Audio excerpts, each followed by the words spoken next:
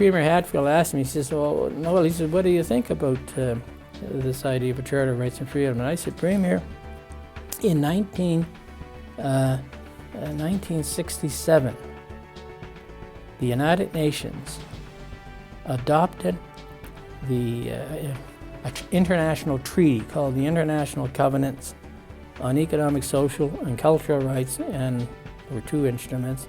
The second one was the International Covenant on Civil and Political Rights. Canada, the Prime Minister was Prime Minister Pearson of the day, wrote to every Premier and said, it's now fairly well established that the federal government cannot enter an international treaty that impacts on part of the provincial jurisdiction without the provinces agreeing. So I'm writing to get your consent and agreement that Canada should deposit the instrument of ratification of these two new international treaties on human rights. And by 1977, agreement was reached on the decision that Canada should ratify these two treaties. And New Brunswick played a major role in having that happen in 1977. The Human Rights Commissions were mainly representing the various provinces at national meetings.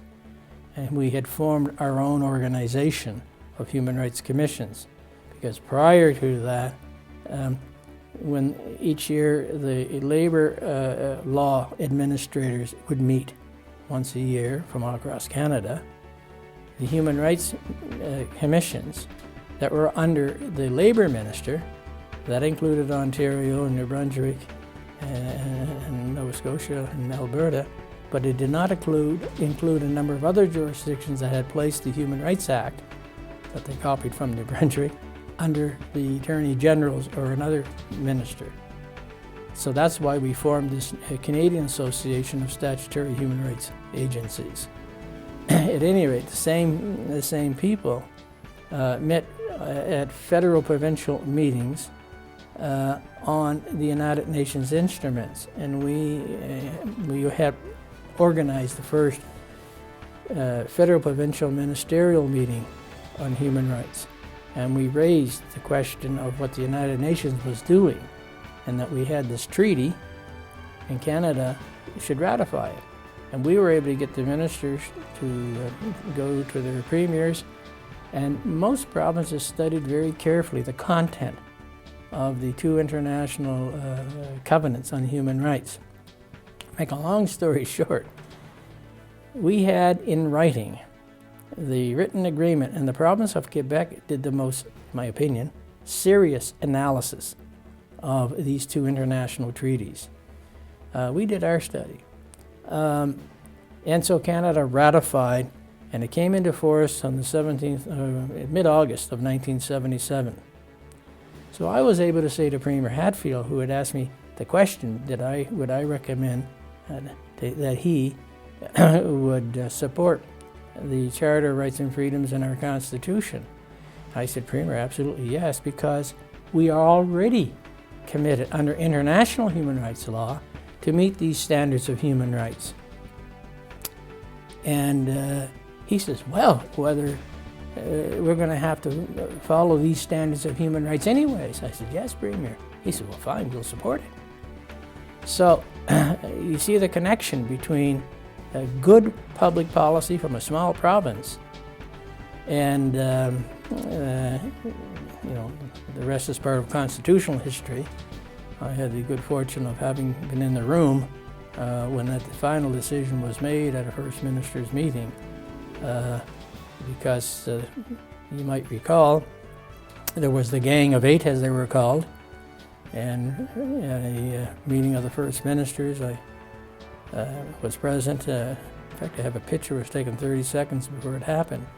The Prime Minister of Canada said we're deadlocked between the premiers who were supporting what's known as parliamentary supremacy. They didn't want the courts to make the final decisions as to what laws are valid or which laws violate these principles of human rights. And the Prime Minister of Canada, Ontario, and New Brunswick were for the Charter of Rights. Anyway, the critical meeting that took place in November '81 in the conference hall across from the Chateau Laurier in Ottawa, Prime Minister Trudeau comes into this meeting, puts his papers down, he says, okay, we're deadlocked, this is what I propose, we bring the Constitution back and give ourselves 3 more years to see whether we can reach an agreement on the Charter of Rights and Freedoms in the Constitution. And if we fail to get agreement among ourselves, we'll give it to the Canadian people by way of a referendum question. And he swings around and he stared at Premier René Lévesque in the eye, and he says, vous êtes le grand démocrate, you're the big Democrat. Lévesque had just come off of his referendum, and during that debate he kept arguing, well, in our democracy the people decide through referendum on which way we should go. And I was astonished. My gosh, I think Trudeau has cornered him. And Lévesque thought for a while, and he says, d'accord, I agree. And I always remember seeing Peter Lougheed's face drop every time he was doing this in French when the translation went through. And I says, Lévesque had abandoned the Gang of Eight, and because of that breakup, during the rest of the day, Roy Romanoff, who was the Attorney General of Saskatchewan, Roy McMurtry, Attorney General of Ontario, and Jean Chrétien, the Attorney General of Canada, went across the corridor, and there was a little kitchen on that floor, the 5th floor of the conference center. And they said, we got to salvage this. And then during the day, that's when they came up with the Section 33 of the Charter, the notwithstanding clause, that allowed for a little bit of supremacy of Parliament, and but at the same time, they accepted a charter that at the end of the day would be ruled on by the Supreme Court of Canada. So that's a really important part of the work of the Nouveau-Brunswick Human Rights Commission in those very early days, and I'm talking the late 70s, early 80s. That had impact way beyond our province's jurisdiction.